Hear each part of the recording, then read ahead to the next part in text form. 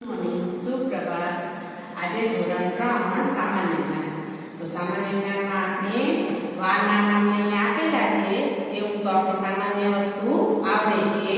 વારના નામ તો કેટલા છે? અઠવાડિયાના દિવસ તો કે 7 અને સાથે સાથેના નામ આપણે આવડે છે કારણ કે ત્રીજા સુધી પહોંચ્યા એટલે રોજ આપણે ડેલી નોટમાં વાર ને તારીખ લખીએ છીએ. આ વસ્તુ તો આપણે આવડે છે કે પહેલો વાર સોમવાર, બીજો મંગળવાર, એવી રીતે છેલ્લો છે બચાનો વાર એટલે કે રવિવાર.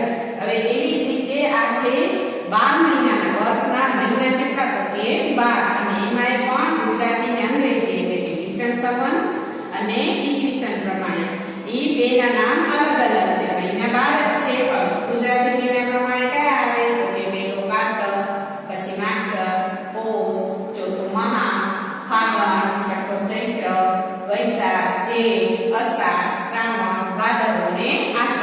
આમાં તમને નંબર પણ આપે છે. આપણે આ વસ્તુ સેકન્ડમાં કરી લીધી છે પણ પાછું રિવાઇઝ કરી કારણ કે આ વસ્તુ છે એ ક્યારે ભૂલાશે નહીં અને ભૂલીએ તો પણ ચાલે એમ નથી કારણ કે આ તો આપણે આવડવા જોઈએ. આપણે ગુજરાતી છીએ અને ગુજરાતી મહિનાની તો ખબર હોવી જ જોઈએ અને દરેક મહિનાના દિવસ કેટલા હોય તો કે 30 હોય.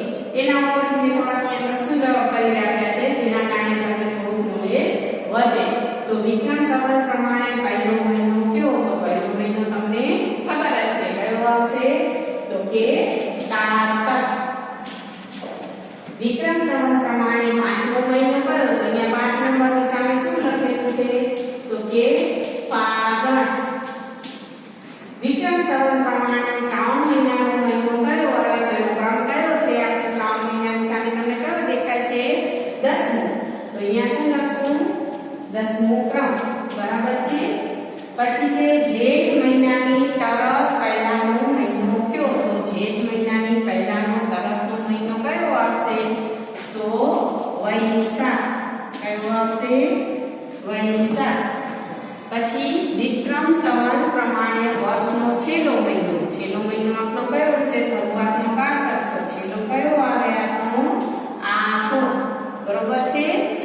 પછી છે વૈશાખ મહિનાની તરફ પહેલાનો મહિનો કયો આવે છે તો વૈશાખ પહેલા ઉપર શું છે? વૈશાખ 7મો છે તો છઠ્ઠો કયો છે આપણો તો કે ચૈત્ર. બરોબર ને? ત્યારે નવરાત્રી હોય આપણી ગુપ્ત નવરાત્રી કહેવાય છે. સાથે સાથે આ પ્રશ્ન સાથે મહિનામાં કયા કયા તહેવાર આવે છે ને એની પણ આપણે યાદ રાખવાનું છે. મહા મહિનાની તરફ પછીનો મહિનો કયો આવે છે તો મહા મહિનો ચોથો છે તો 5મો કયો આવે છે? ફાગણ મહિનો. અને તમને ખબર છે ફાગણ મહિનામાં આપણો કયો તહેવાર આવે છે? તમે જો નિબંધ લખતા હશો તો તમને ખબર છે કે ફાગણ મહિનામાં તમને બધાને ગમતો એટલે કે હોળીનો તહેવાર આવે છે.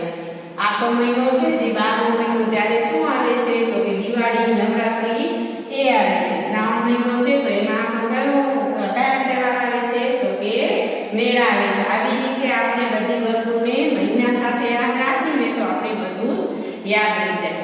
ઓકે, હવે નેક્સ્ટ મળશું ત્યાં સુધી થેન્ક યુ.